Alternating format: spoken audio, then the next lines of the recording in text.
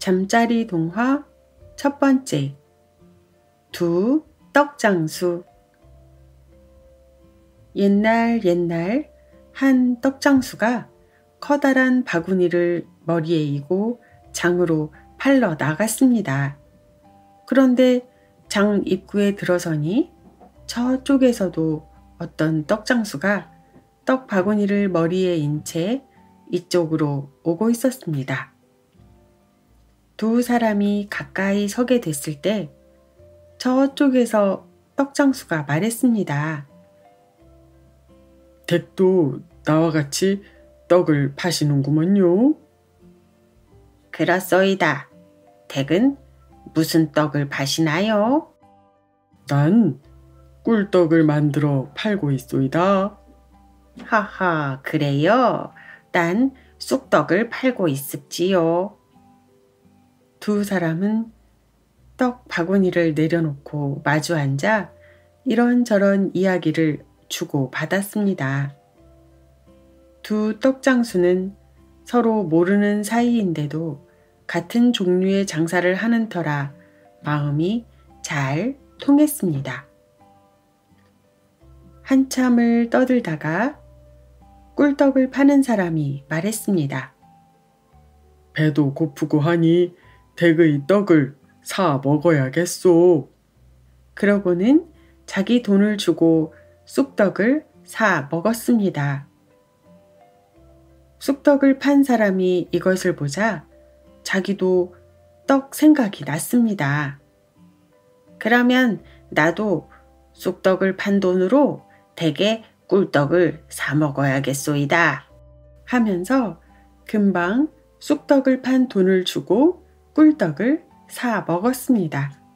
그러자 꿀떡을 판 사람이 돈이 다시 들어왔으므로 그 돈으로 다시 쑥떡을 사 먹었습니다. 그러자 쑥떡을 판 떡장수가 가만히 생각을 해보니 떡을 먹었는데 또 돈이 생기므로 다시 꿀떡을 사 먹었습니다. 배가 불러 기분이 좋은 두 사람은 빈 바구니를 보고 껄껄 웃으며 좋아했습니다. 아, 참 기쁘다. 떡을 실컷 먹고도 다 팔았으니 오늘은 정말 재수가 좋군요. 그렇고 말고요. 장사를 시작하고서 오늘처럼 재수 좋은 날은 처음입니다. 그려. 외상도 없이 떡을 다 팔았으니 앞으로도 종종 이런 장사를 합시다. 그려.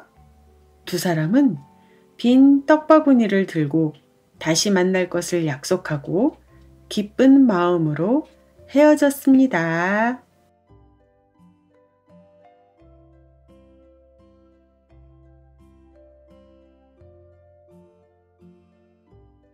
잠자리 동화 두 번째. 어리석은 총각.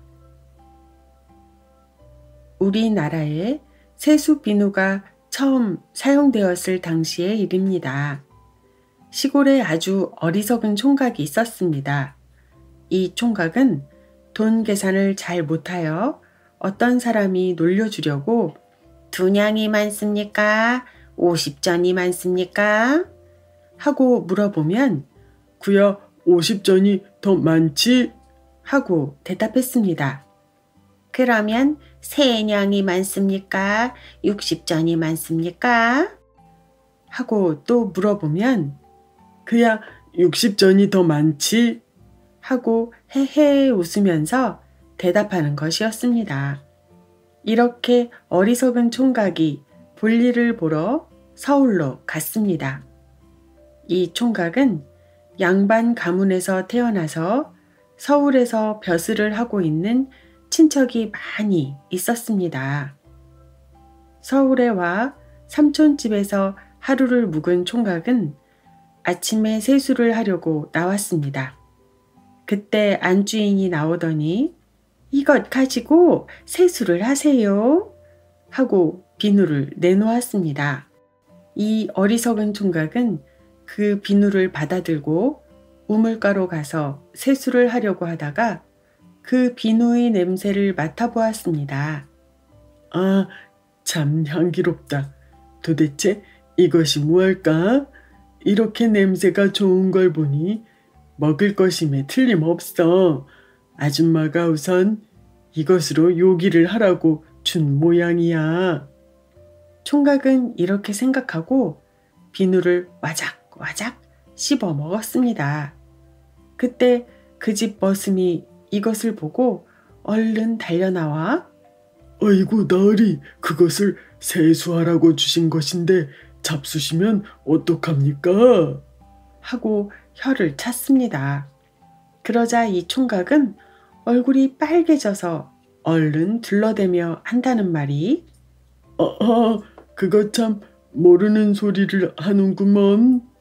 상것은 살가죽을 씻지만 양반은 속을 깨끗이 씻어야 하는 거란다. 하고는 아무렇지도 않은 듯이 물을 벌컥벌컥 마셨습니다.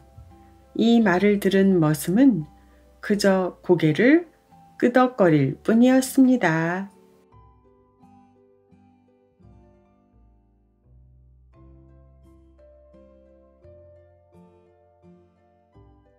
잠자리 동화 세 번째. 영감의 건망증. 옛날 어느 마을에 무엇이든 잘 잊어버리는 영감이 있었습니다. 이 영감은 방금 한 일도 뒤돌아서면 까맣게 잊어버리는 정신없는 사람이었습니다. 어느 날 이 영감의 집에 하인 한 사람이 새로 들어왔습니다. 영감은 하도 잊어버리기를 잘하는지라 이 하인의 성을 묻고 또 묻고 하였습니다. 네, 제 성은 배가라고 합니다. 배씨라. 그래, 내 성이 무엇인고? 네, 배씨입니다. 배씨라. 그렇다면 내 성이 무엇인고? 영감이 이렇게 하인의 성을 계속해서 묻자 영감의 마나님이 방으로 들어가 배를 하나 가지고 나왔습니다. 그러고는 영감의 앞가슴에 달아주며 영감, 앞으로 하인을 부를 땐 여기 매달린 이 배를 보시고 성을 부르세요. 그러면 잊어버리지 않을 거예요. 하고 말했습니다. 원래 이 영감은 돈은 많으나 하도 잊어버리기를 잘해서 글도 못 배웠습니다. 그래서 하인을 부를 때마다 저고리에 매달린 배를 보고는 배서방, 배서방 하고 부르곤 하였습니다. 어느 날 영감이 하인에게 심부름을 시킬 일이 있어 하인을 불러야 했습니다. 그런데 도대체 하인의 성이 생각나지 않아 한참을 생각하다가 언뜻 옷 저고리를 쳐다보니 배는 어디론가 떨어져 나가고 배의 꼭지만이 달랑달랑 매달려 있었습니다. 이것을 본 영감은 옳지, 그놈의 성이 꼭지씨로구나. 꼭지서방, 꼭지서방. 영감은 대청마루에 앉아 큰 소리로 꼭지서방을 불렀습니다. 그러나 아무리 큰 소리로 불러도 하인은 나타나지 않았습니다. 그때 마침 하인이 마당을 지나가고 있었습니다. 영감은 하인을 보자 네 이놈 귀가 먹었냐? 상전이 부르면 얼른 대답을 하고 달려와야지. 그렇게 큰 소리로 부르는데도 왜 대답을 안 하는 거냐? 하고 호통을 쳤습니다. 그러자 하인은 눈을 동그랗게 뜨고 대감님, 소인을 부르셨습니까요? 어허, 이놈 좀 보게. 꼭지서방이 너 말고 또 있느냐? 네, 제가 꼭지서방이라고요? 저는 꼭지서방이 아니고 배서방이 올시다요. 마님도 그렇게 부르시는걸요. 뭐라고? 영감은 깜짝 놀라 웃저고리를 다시 한번 살펴보았습니다. 분명히 꼭지가 매달려 있었습니다.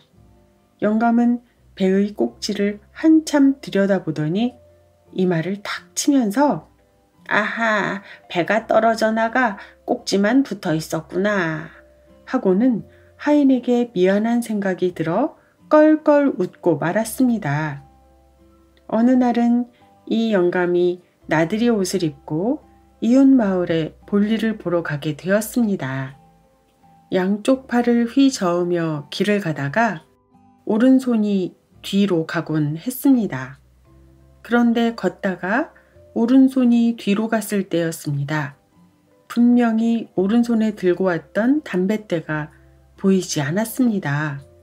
물론 그 담뱃대는 오른손에 쥐어져 뒤로 가 있었는데 그것을 까맣게 잊어버린 영감은 내 담뱃대가 어디 있나? 하고 걱정하면서 걷다가 이번에는 왼손이 뒤로 가면서 오른손이 앞으로 나오자 여기 있군 했습니다. 그러자 또 금방 오른손이 뒤로 가면서 담뱃대가 보이지 않자 내 담뱃대가 어디 갔나? 하고 걱정하다가 오른손이 앞으로 쑥 나오자 여기 있군 하면서 안심하고 걸었습니다. 걸음이 빨라지자 자연히 손놀림도 빨라졌습니다. 담뱃대 어디 있나? 얘 있군.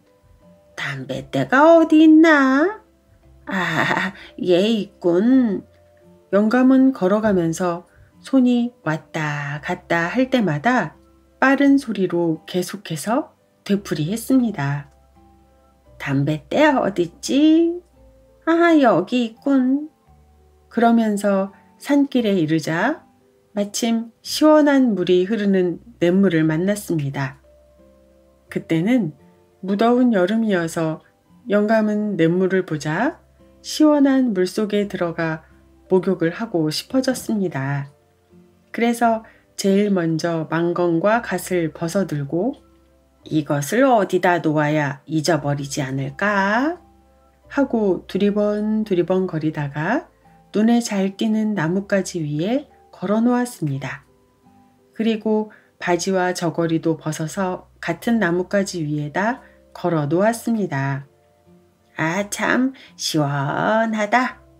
영감은 물속에 풍덩 들어가 목욕을 하고 나왔습니다. 그러고는 나뭇가지에 걸려있는 망건과 옷가지들을 보고는 어떤 놈인지 정신이 나갔군 그래.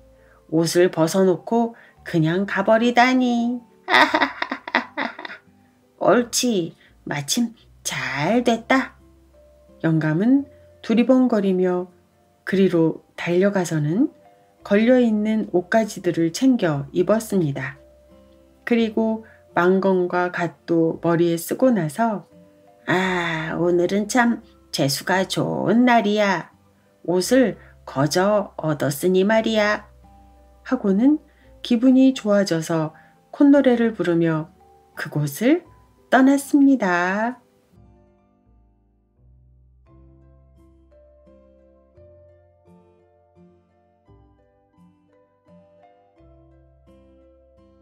잠자리 동화 네 번째 정만서와 구두쇠. 옛날 경상도 지방 어느 곳에 정씨가 살고 있었습니다. 이 정씨 가문에는 한 등이 굽은 사람이 살고 있었는데 지독한 구두쇠였습니다. 얼마나 지독한 구두쇠였는지 장가든 뒤에도 사람들은 구두쇠 하고 놀려댔습니다. 곳간마다 쌀섬이 그득하였는데도 어찌나 밥상 위에 새우젓이라도 놓일라 치면 나를 몸 아픈 사람처럼 생각하지 마라. 나도 보다시피 아직 팔팔해. 이렇게 성한 몸인데 뭐 생선을 먹으라고? 하면서 호통을 치는 것이었습니다. 이 바람에 집안 식구들은 제대로 생선 맛을 볼 수가 없었습니다. 어느 날 누가 아이들의 건강을 위해 북어 한 마리를 보내주었습니다. 마침 그때 부인이 없을 때였습니다. 등이 굽은 정 씨는 북어를 받아들고는 생각했습니다. 이 북어를 먹지 않고 벽에 걸어 두어야겠다. 밥상이 들어왔습니다. 정 씨와 부인 그리고 아이들은 밥을 한술 떠 먹고는 이 북어를 한번 쳐다보았습니다. 어쩌다가 아이들이 2번이라도 쳐다볼라 치면 이 녀석들아, 북어 달아 없어지겠다. 하고 호통을 치기 일쑤였습니다. 정 씨의 구두쇠 정신은 그뿐만이 아니었습니다. 해가 저물면 소리소리 질렀습니다. 안 되겠다. 기름을 아껴야겠으니 빨리 이부자리를 깔도록 해라. 이렇게 해서 잠이 안 오는데도 억지로 일찍 잠자리에 들게 하였습니다. 어느 해의 일이었습니다. 홍수가 져서 온 마을을 덮쳤습니다. 정 씨의 집에도 물이 들어왔습니다. 다른 식구들은 모두 건강한 사람들이어서 제발로 물길을 피해 달아났습니다. 그러나 정 씨의 아버지만은 워낙 나이가 많아서 그만 물에 둥둥 떠내려가게 되었습니다. 정 씨도 이렇게 떠내려가는 아버지를 보며 발을 동동 굴렀습니다. 여러분, 우리 아버지를 구해 주십시오. 돈은 얼마든지 주겠습니다. 하고 정 씨가 소리쳤습니다. 그런데 정 씨의 아버지 또한 아들 못지않은 구두쇠였습니다. 둥둥 떠내려가면서도 한다는 소리가 이놈아 얼마든지 주겠다고? 돈이 샘물 솟듯이 나오느냐? 10량만 걸어라. 10량 받고 나를 건져주겠다면 그렇게 하고 그렇지 않으면 그만두어라. 하고 말하는 것이었습니다. 예, 알겠습니다. 정 씨는 마을 사람들을 향해 소리쳤습니다. 여러분, 우리 아버지를 구해 주십시오. 구해주는 사람에게 10량을 주겠소.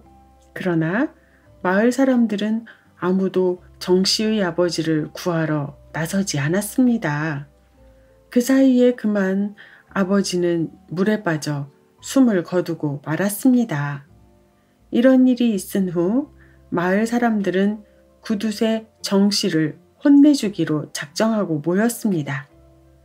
마침 이 무렵 세상을 떠돌아다니며 살아가던 정만서라는 사람이 이 마을을 지나가게 되었습니다. 도대체 무슨 일이요? 하고 정만서가 물으니 마을의 한 노인이 이만저만한 일이 있다고 전해주었습니다. 이 얘기를 들은 정만서도 크게 분노하였습니다. 정만서는 정 씨를 혼내주어야겠다고 마음먹었습니다. 먼저 정만서는 정 씨의 집 담벼락에 서 있다가 마침 정 씨가 나오는 것을 보았습니다. 정만서는 고개를 설레설레 흔들며 혀를 찼습니다. 이것을 본 정 씨는 이상하게 생각하였습니다. 어디서 온 니시오? 하고 정 씨가 물었습니다. 예, 서울에 살고 있는 사람입니다. 이 근처 산에 참 좋은 약초가 있다기에 찾아왔소이다. 그런데 왜 나를 보고 고개를 흔들면서 혀를 찼소이까? 남의 일이긴 하지만 하도 딱하고 안타까운 생각이 들어 차마 그냥 가지 못하겠소이다. 당신은 참으로 훌륭한 인물이라 가히 천하를 호령하고도 남을 기상입니다만. 정만서는 끝말을 흐리고는 또 혀를 끌끌 찼습니다. 그렇잖아도 정 씨는 자기도 높은 벼슬자리 하나 얻기를 고대하고 있던 참이었습니다. 그런데 무엇 때문에 천하를 호령하지 못한단 말인가요? 하고 정 씨가 물었습니다. 이렇게 말씀드린다고 해서 화를 내지는 마십시오. 화를 내다니요. 어서 말씀해 보십시오. 예, 그럼 실은 그 등이 굽은 것 때문에 그렇소이다. 이렇게 말하고는 몇 걸음 발을 옮겼습니다. 초조해진 정 씨가 뒤를 따라오며 댁은 유명한 의원인 모양인데 어떻게 굽은 내 등뼈를 고칠 방도는 없을까요? 하고 말하며 매달렸습니다. 아까 말씀드렸지만 나는 지금 약초를 캐러 가는 길이라 하며 다시 발길을 돌렸습니다. 높은 벼슬자리 하나 얻기를 평생의 소원으로 살아왔던 정 씨는 이 기회를 놓칠 수 없었습니다. 제발 제 소원을 들어주십시오. 그렇게만 해주시면 돈은 얼마든지 내겠습니다. 글쎄 올시다. 제발 좀 부탁합니다. 그렇다면 어디 한번 해볼까요? 자, 여기서 이렇게 얘기할 것이 아니라 저희 집으로 갑시다. 그럽시다. 그리하여 정만서는 구두쇠 정 씨의 집으로 갔습니다. 정 씨는 하인들에게 저녁 준비를 시켜놓고 들어왔습니다. 어떻게 하면 제 등의 뼈를 바로 고칠 수 있습니까? 짐승의 내장을 먹어야 하오. 그러면 나을 수 있습니까? 그렇지요. 좀 오래 먹어야 해요. 정 씨에게는 소, 닭 등 가축들이 많이 있었습니다. 날마다 소나 닭의 내장을 먹게 하고는 살코기는 마을 사람들에게 나누어 주게 하였습니다. 정 씨는 아깝고 분했지만 높은 벼슬자리 하나 얻기 위해 꾹 참았습니다. 날마다 짐승의 내장을 먹고 살코기도 먹고 했으므로 정 씨는 얼굴색도 좋아지고 살도 찌게 되었습니다. 그런데 의원이라는 정만서가 약도 한 첩 지어주지 않고 침도 한 대 놓아주지를 않았습니다. 정 씨는 이상한 일이라고 생각하였습니다. 그래서 어느 날 정 씨는 정만서에게 조심스럽게 물었습니다. 이렇게 몸보신만 한다고 해서 등뼈가 똑바로 되겠습니까? 그렇지 않아요. 치료를 해야지요. 이제 몸보신은 이만하면 다 되었으니 치료해 보도록 합시다. 아이고, 고맙습니다. 그러면 떡판과 떡매를 가지고 오시오. 떡판과 떡매를요? 그렇소이다. 정 씨는 신이 났습니다. 떡판과 떡매를 가져오라는 말에 조금은 이상하게 생각하였으나 자기의 굽은 등뼈가 펴지는 일이라면 못할 일이 없었습니다. 그는 얼른 이 물건들을 가지고 왔습니다. 자, 떡판 위에 엎드리시오. 어떻게 하려고요? 등뼈를 바로 펴게 하려고요. 예, 알겠습니다. 정 씨는 떡판 위에 엎드렸습니다. 정만서는 떡매를 높이 쳐들고 등을 내리쳤습니다. 아이고, 아파라. 정 씨는 벌떡 일어나서 아니, 떡매로 굽은 등뼈를 치다니. 도대체 이게 무슨 짓이요? 하고 대들었습니다. 고치고 싶지 않소? 떡매로 몇 사람이나 이렇게 쳐봤습니까? 한 10명은 쳐봤소? 10명이나요? 그렇소이다. 그래서 병들은 사람은 다 나았나요? 9은 죽었고 하나는 살지 못하였소. 정씨는 정신이 없었습니다. 그럼 나는 살 수 있을까요? 두고 봐야지요. 죽지 않으면 살지 못하겠지요. 정만선은 다시 정씨를 엎드리게 해놓고는 떡매로 마구 쳤습니다. 그래도 정씨는 굽은 등을 고치겠다는 생각으로 꾹 참았습니다. 정만선은 다시 정씨를 엎드리게 해놓고 떡매로 마구 쳤습니다. 정씨는 그 후로 구두쇠 버릇을 고쳐 마을 사람들과 의좋게 지내면서 불쌍한 사람을 도와주게 되었다고 합니다. 굽은 등은 어떻게 되었느냐고요? 굽은 등은 물론 그대로겠지요.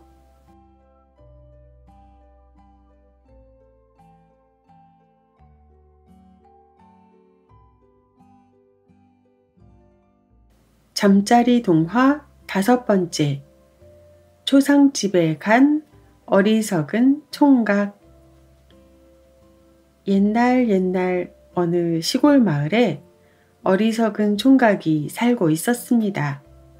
어리석은 총각의 아버지는 아들을 볼 때마다 한심하기도 하고 안됐기도 하여 늘 신경을 써 주었습니다. 어느 날 이웃마을 김대감 집에서 초상이 났다는 정갈이 왔습니다. 총각의 아버지는 농사일이 너무 바빴기 때문에 일도 할 줄 모르고 빈둥빈둥 돌아다니며 실수만 저지르는 어리석은 아들을 대신 보내기로 했습니다. 그렇지만 아들이 초상집에 가서 실수나 저지르지 않을까 하는 생각에 마음이 놓이지 않았습니다. 그때 마침 옆집에 사는 박서방도 초상집에 간다고 차리고 나섰습니다. 그러자 어리석은 총각의 아버지는 아들에게 일렀습니다. 얘야, 너도 얼른 저 박서방을 따라가거라. 그리고 박서방이 하는 대로만 따라하면 별탈이 없을 것이다. 아들은 그 말을 듣자마자 박서방을 뒤쫓아 뛰어갔습니다. 박서방이 냇물을 건너가다 잘못하여 바지 끝을 적셨습니다. 그러자 어리석은 총각은 첨벙첨벙 물속으로 뛰어들어가 일부러 옷 전체를 적셨습니다. 총각은 물이 질질 흐르는 옷을 입고 박서방의 뒤를 따라갔습니다. 앞에 가던 박서방이 급히 걷다가 돌부리에 채여 넘어졌습니다. 박서방이 옷을 툭툭 털고 일어나 다시 걷기 시작하자 어리석은 총각은 일부러 돌부리가 있는 곳으로 달려가 꽈당 넘어졌습니다. 그 바람에 무릎이 까져 피가 줄줄 흘렀습니다. 어리석은 총각은 다시 절뚝절뚝 박서방을 따라갔습니다. 박서방이 길 모퉁이를 돌다가 잘못하여 놀고 있던 강아지의 꼬리를 밟았습니다. 깨갱깨갱 강아지가 소스라치게 놀라며 달아나자 어리석은 총각은 쏜살같이 강아지 뒤를 쫓아갔습니다. 그러고는 기어이 강아지의 꼬리를 꽉 밟았습니다. 상갓집에 들어서던 박서방은 실수하여 문지방의 머리를 부딪혔습니다. 이것을 본 어리석은 총각은 있는 힘을 다해 문지방의 머리를 꽝 부딪혔습니다. 어찌나 3개의 문지방을 들이박았는지 너무나 머리가 아파 눈이 핑핑 돌았습니다. 박서방이 아픈 머리를 만지작거리며 안방에 들어서자 어리석은 총각도 허둥지둥 따라 들어갔습니다. 총각이 방문을 열고 방 안으로 들어서서 보니 박서방이 절을 하고 있었습니다. 정중하게 머리를 조아리고 상주에게 절을 하다가 그만 방귀를 뽕 끼고 말았습니다. 이 모양을 보고 있던 어리석은 총각도 절을 하느라 엎드리고 있다가 안 나오는 방귀를 억지로 끼려고 잔뜩 힘을 주었습니다. 너무 힘을 주는 바람에 그만 똥을 팍 싸고 말았습니다. 초상집에 문상 갔던 어리석은 총각은 실컷 망신만 당하고 구린내를 풍기며 집으로 돌아왔습니다. 그러고는 아버지한테 뽐내며 말했습니다. 아버지, 나는 박서방이 하는 것보다 무엇이든 더 잘했어.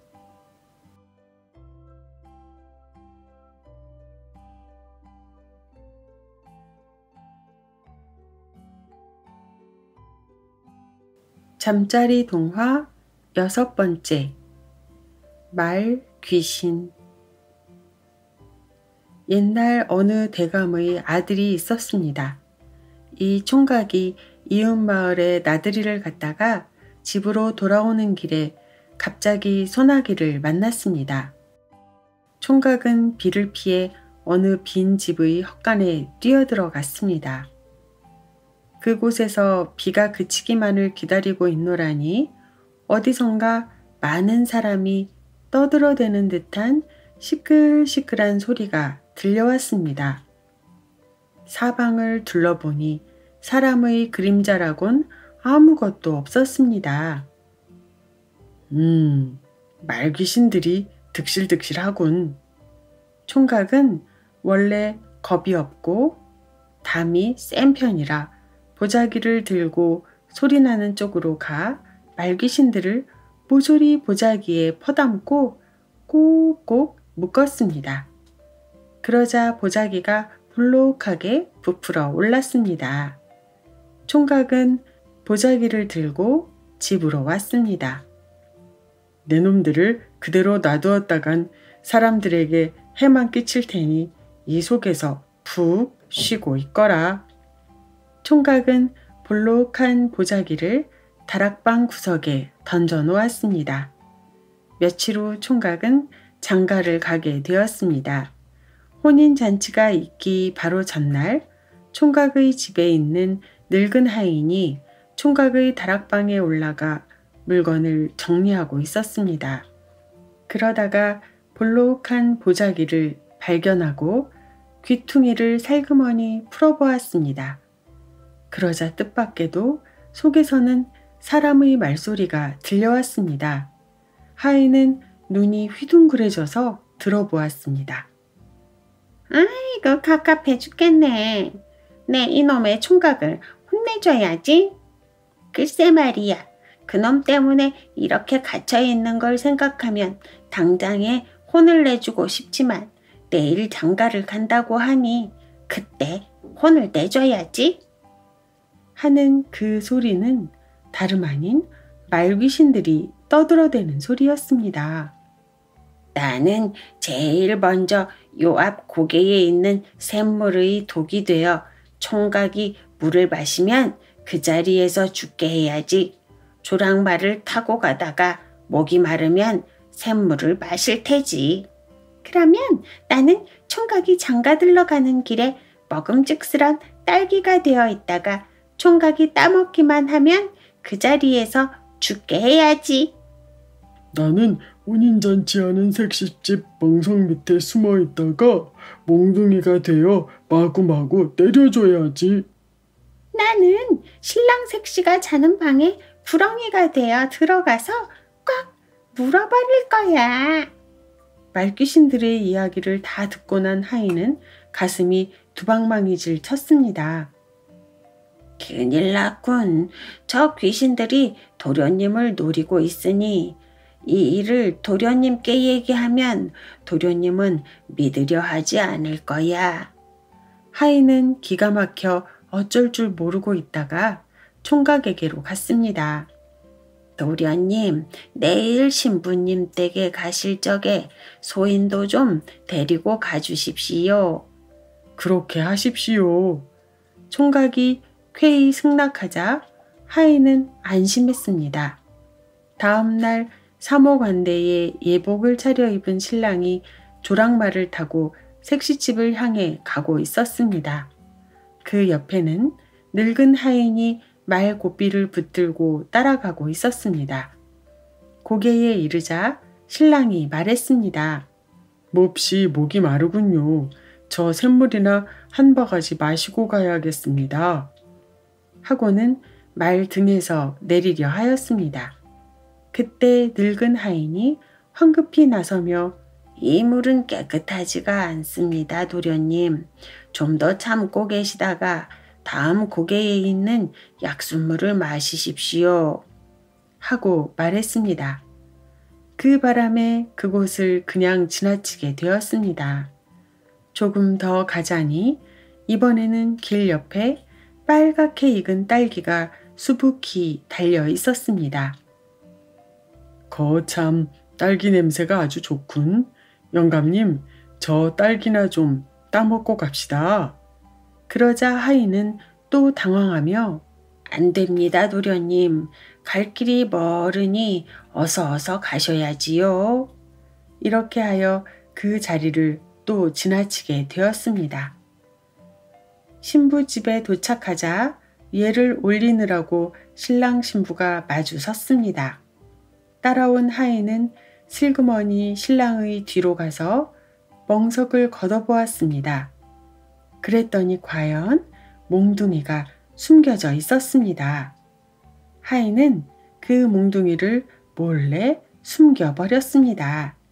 그러자 신랑이 멍석 위에 앉았습니다.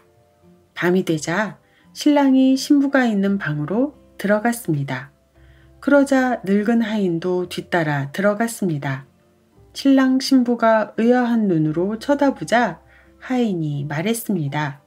도련님, 지금 이 자리에 제가 없으면 도련님이 화를 면치 못할 것입니다. 조금만 기다려 보십시오, 도련님. 그러고는 몽둥이를 들고 문 앞을 지키고 있었습니다. 밤이 깊어지자 방문이 스르르 열리면서 커다란 구렁이 한 마리가 혀를 날름거리며 들어왔습니다. 그러자 문 앞에 지키고 있던 하인이 재빨리 몽둥이로 구렁이를 내리쳤습니다. 이렇게 해서 신랑은 4번이나 죽을 고비를 넘겼습니다. 신랑은 방문 앞에 축 늘어진 구렁이를 보고 놀라 서 있었습니다. 그때 하인이 말했습니다. 제가 굳이 도련님을 따라오려 했던 이유는 도련님께서 말귀신들의 노여움을 샀기 때문에 걱정이 되어 따라온 것입니다. 집에 돌아가시는 대로 보자기에 묶어둔 말귀신들을 풀어주어야 합니다. 이 말을 들은 신랑은 집으로 돌아가는 즉시 보자기를 들고 나와 마당에다 풀어놓았습니다. 자유를 만난 말귀신들은 신나게 떠들어대면서 그곳을 떠났습니다.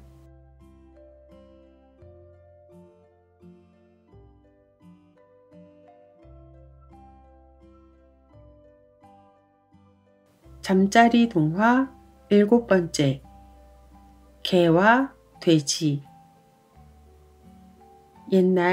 먼 옛날에 할머니 한 분이 혼자서 살고 있었습니다. 이 할머니에게는 아들도 딸도 없었습니다. 그래서 할머니의 집에는 마치 찬바람이 이는 것처럼 썰렁하였습니다. 그래도 할머니는 외롭지 않았습니다. 돼지 한 마리와 개 한 마리를 기르고 있었기 때문이지요. 심심할 때면 돼지와 개가 할머니의 벗이 되었습니다. 할머니는 꼬리를 치며 할머니를 무척 따르는 개를 참 사랑하였습니다. 오냐 오냐 참 착하기도 하지. 도둑도 잘 지키고. 할머니는 개의 머리를 쓰다듬어 주었습니다. 그리고 할머니는 다시 돼지우리 쪽으로 갔습니다. 꿀꿀꿀꿀꿀꿀. 돼지는 할머니를 보고 좋아하였습니다. 할머니는 살이 통통하게 찌면서 무럭무럭 자라고 있는 돼지를 보고 돼지야, 잔병치레 하지 말고 무럭무럭 잘 자라거라. 착한 돼지는 잠도 잘 잔단다. 하고 말하면 돼지는 할머니의 말을 알아듣고는 쿨쿨 잠을 잘 잤습니다. 이렇게 개와 돼지를 돌보는 사이에 할머니는 하루하루를 지루하지 않게 보낼 수가 있었습니다. 그러던 어느 날이었습니다. 봄날이라 할머니는 나물 바구니를 들고 나무를 캐러 가게 되었습니다. 오늘은 나물밥을 해 먹어야겠다. 할머니는 혼자 중얼거리면서 집을 나섰습니다. 이제 할머니의 집에는 개와 돼지만 남게 되었습니다. 개는 집 앞에서 집을 지키고 있었습니다. 갑자기 무슨 생각이 났는지 개는 벌떡 일어나서 돼지우리 쪽으로 걸어갔습니다. 그런데 돼지는 돼지우리 안에서 쿨쿨 코를 골며 낮잠을 자고 있었습니다. 심심해서 왔더니 틀렸군. 돼지란 녀석 낮잠만 자고 있으니. 이런 생각을 하고는 돌아서다가 다시 우리 속의 돼지를 바라보았습니다. 저 녀석을 깨워야지. 개는 앞발로 돼지우리를 툭툭 치면서 멍멍멍. 이 미련한 잠꾸러기 돼지야. 어서 일어나지 못해? 돼지가 시끄러운 소리에 놀라 눈을 떴습니다. 자기 앞에는 개가 와 있었습니다. 아니 왜 이래? 난 지금 한참 단꿈을 꾸고 있는데. 돼지는 퉁명한 말투로 귀찮다는 듯이 쏘아 붙였습니다.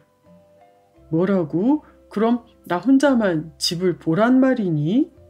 할머니는 어디 가셨는데? 나물 캐러 산에 가셨다. 할 수 없지 뭐. 걔는 집을 보라고 밥을 주니까. 참 미련한 잠꾸러기 돼지는 할 수 없다니까. 엄마 잠꾸러기라고? 그래. 왜 기분 나빠? 지금이 밤인 줄 아나 봐. 한낮이란 말이야 한낮. 그리고 난 너희 집 손님이야. 손님이 왔으면 반갑게 맞이할 줄 알아야지. 개는 제법 의젓하게 말하였습니다. 참, 네가 무슨 손님이니? 요 강아지야. 잔소리 그만하고 어서 집이나 지켜. 난 잠이나 자야겠다. 돼지도 여간 아니었습니다. 개와 돼지의 싸움은 끝이 나지 않았습니다. 이번에는 돼지가 먼저 말했습니다. 강아지야, 솔직히 말해서 난 네가 미워. 밉다고? 왜? 뭐가 밉니? 말해줄까? 그래, 말해봐. 할머니는 너를 나보다 더 귀여워해 주시기 때문이야. 이제 알았니? 할머니가 어떻게 했는데? 돼지는 할머니가 한 일을 차근차근히 들려주었습니다. 할머니는 개한테는 맛있는 누룽지를 주었지만 돼지인 자기에게는 구정물이나 밥 찌꺼기만 준다고 하였습니다. 또 할머니는 자기를 언제나 우리 속에 가두어두기 때문에 싫다고 하였습니다. 이렇게 난 우리 속에만 갇혀 있으니까 너처럼 밖으로 나가 구경도 못하잖아. 왜 너만 좋아하는지 모르겠어. 이번에는 개가 말할 차례입니다. 이 미련한 돼지야, 그것도 몰라? 넌 역시 이런 우리 속에 갇혀서 죽을 때까지 구정물이나 밥찌꺼기 같은 것이나 얻어먹고 살아야 할 발자 같구나. 돼지는 화가 났습니다. 아니요, 강아지야. 누굴 약올리는 거야? 돼지는 꿀꿀 소리치면서 당장이라도 개에게 덤벼들 것만 같았습니다. 그래도 개는 쉬지 않고 돼지를 약올렸습니다. 요 돼지 맹꽁아, 넌 밥만 먹고 잠만 쿨쿨 자니까 그렇지. 그런데 나는 밤에 잠도 자지 않고 도둑을 지키지 않니? 그래서 우리 집 할머니도 편안히 주무실 수 있고 너도 도둑 맞지 않는단 말이야. 개는 돼지에게 삿대질을 하면서 말을 계속했습니다. 너는 그런 고마운 나에게 고맙습니다 하고 인사를 해야 한다고. 어리석은 돼지는 더 이상 대꾸를 하지 못했습니다. 개의 말을 듣고 보니 그럴듯했기 때문입니다. 그래서 돼지는 마음속으로 이렇게 생각하였습니다. 옳지, 이제야 알았다. 나도 그럼 오늘 저녁부터는 잠을 자지 않고 도둑을 지켜야겠구나. 어디 두고 보자. 네가 더 귀여움을 받나? 내가 더 귀여움을 받나? 아, 내가 더 귀여움을 받을걸? 마침내 나물 캐러 갔던 할머니가 집으로 돌아왔습니다. 개는 꼬리를 살랑살랑 흔들며 할머니를 반갑게 맞이하였습니다. 할머니도 좋아하면서 개의 머리를 쓰다듬어 주었습니다. 오냐, 오냐. 그래, 집은 잘 봤느냐? 오늘 저녁에는 맛있는 나물밥을 주지. 할머니가 집 안으로 들어가자 개는 얼른 돼지에게 뛰어가서 그것 봐, 너도 똑똑히 봤지? 할머니는 나를 착하다고 칭찬하셨지? 게다가 오늘 저녁에는 맛있는 나물밥도 주신댔어. 하고 뽐냈습니다. 돼지는 점점 더 화가 났습니다. 그러나 자기도 오늘 밤부터는 잠을 자지 않고 도둑을 지키면 틀림없이 할머니가 귀여워해 줄 것이라고 생각했기 때문에 꾹 참았습니다. 그날 밤이었습니다. 정말 돼지는 잠을 자지 않았습니다. 꿀꿀, 꿀꿀. 돼지는 돼지우리 속을 왔다 갔다 하며 울었습니다. 이렇게 내가 잠을 자지 않고 도둑을 지키고 있다는 걸 할머니가 아시면 틀림없이 착한 돼지라고 칭찬해 주실 거야. 그래서 돼지는 자꾸만 꿀꿀대며 울었습니다. 한편 할머니는 방 안에서 잠을 자다가 그만 잠을 깨고 말았습니다. 이놈의 돼지 소리 때문에 잠을 잘 수가 없구나. 할머니는 자리에서 일어나 돼지우리 곁으로 가봤습니다. 돼지가 왜 잠을 자지 않고 울고 있지? 그러나 돼지는 할머니가 오자 더욱 신나게 꿀꿀, 꿀꿀 하고 울어댔습니다. 할머니는 고개를 갸웃거리면서 생각했습니다. 저 돼지가 어디 아픈 모양이로구나. 그렇다면 내일 당장 침장이를 불러서 침을 놓아주어야겠구나. 할머니는 빨리 날이 새기를 기다렸습니다. 뭘 먹고 배탈이 났나? 할머니는 이런 생각 저런 생각을 하다가 어쩌녁에 나물찌꺼기를 줬더니 그걸 먹고 배탈이 난 모양이구나. 할머니는 이렇게 생각하고 옛날 이야기책을 펼쳐놓고 날이 밝기를 기다렸습니다. 이윽고 날이 밝았습니다. 개가 뛰어나와 돼지우리 쪽으로 달려갔습니다. 이 돼지야, 왜 간밤에는 꿀꿀 울어댔지? 몰랐지? 나도 도둑을 잘 지킬 수 있다는 걸 보여주었지. 그러니까 할머니가 와서 칭찬을 해주더라. 그때 할머니가 집 안에서 나왔습니다. 개는 할머니가 나오자 얼른 뛰어가서 꼬리를 흔들었습니다. 오냐 오냐, 너는 집을 잘 보고 있어야 한다. 할머니는 요 앞마을에 가서 침장이를 불러올 테니까. 하면서 할머니는 돼지우리 쪽으로 걸어갔습니다. 돼지는 할머니를 보고 울었습니다. 참 이상하구나. 아무래도 침을 맞아야겠어. 할머니는 돌아서서 침장이 집으로 갔습니다. 어이구, 할머니께서 이른 아침부터 웬일이신가요? 침장이가 인사를 하였습니다. 마침 집에 있었군요. 할머니께서 어디 아프신가요? 내가 아픈 게 아니라 우리 집 돼지가 뭘 잘못 먹어서 그런지 밤새도록 잠도 자지 않고 울어서요. 할머니가 침장이를 만나고 있는 동안 돼지와 개는 또 말싸움을 시작했습니다. 강아지야, 도둑은 나도 잘 지킨다는 걸 알았지? 요 미련한 돼지야, 할머니가 왜 어젯밤에 밖으로 나왔는지 그 까닭을 알기나 해?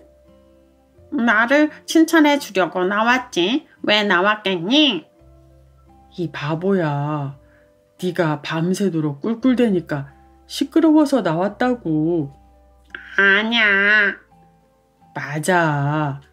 아니야. 맞다고. 개와 돼지가 이렇게 다투고 있는 동안 할머니는 침장이와 같이 집으로 오고 있었습니다. 내가 놓은 침 한 대면 문제 없을 겁니다. 음식 잘못 먹고 체한 돼지는 내 침이 제일이지요. 나도 믿고 있지요. 호호호호호. 한편 돼지는 이런 일이 벌어지고 있는 줄도 모르고 여전히 뽐내고 있었습니다.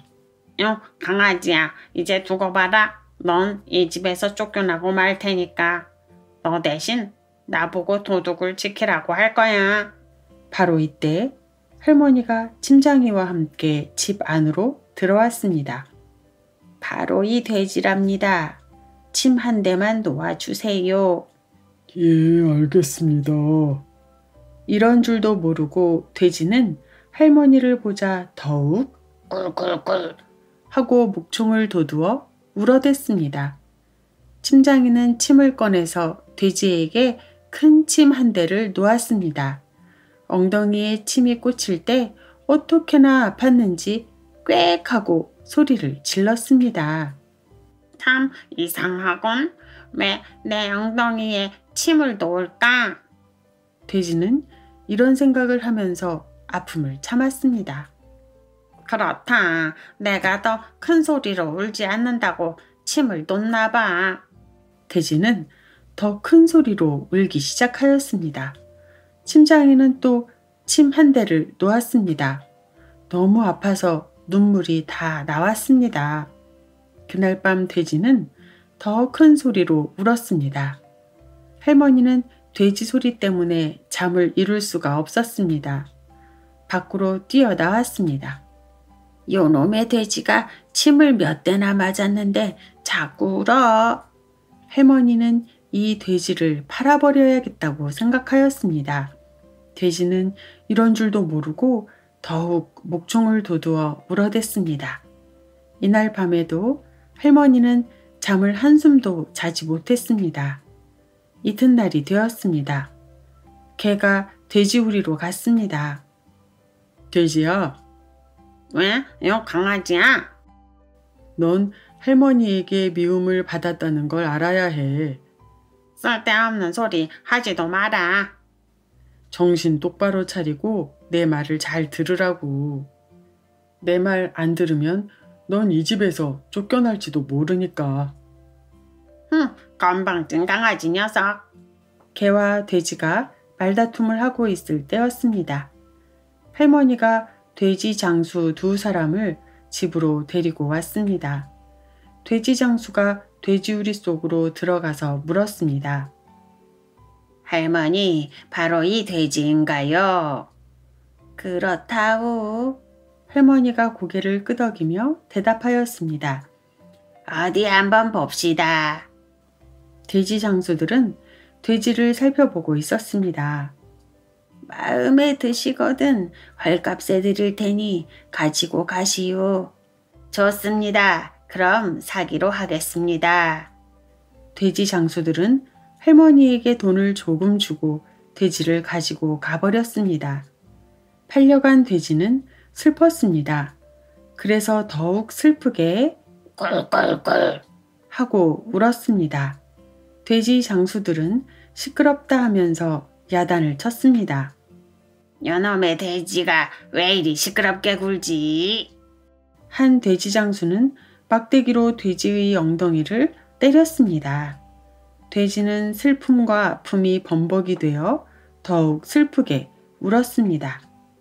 한편 할머니는 그 시끄러운 돼지를 팔아버리고 나니 알터니가 빠진 것만큼이나 시원하구나 하고 중얼거리면서 집 안으로 들어가 버렸습니다.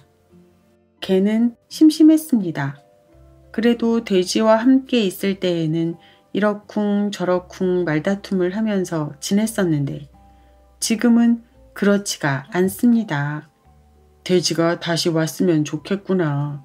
돼지는 지금 어떻게 됐을까? 개는 혼자서 이런 생각을 하고 있었습니다.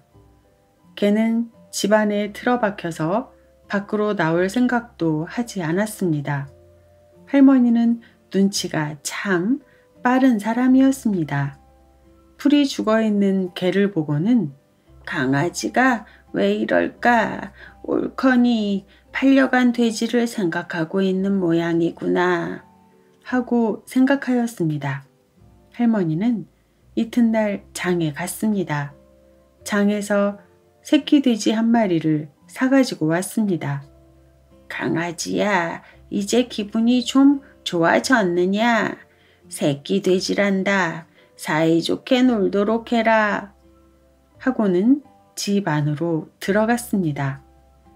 개가 돼지우리 쪽으로 가서 새끼 돼지에게 말을 걸었습니다. 돼지야, 넌 나하고 사이좋게 지내자. 응? 응, 고마워. 그런데 난 아직 어려서 아무것도 몰라. 밥 먹고 자고 하는 일밖에는. 그래, 됐어. 넌 그렇게만 하면 돼.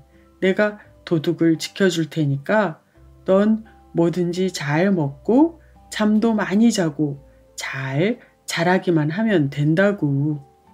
고마워. 그리하여 개와 새끼 돼지는 한 집에서 사이좋게 살게 되었습니다.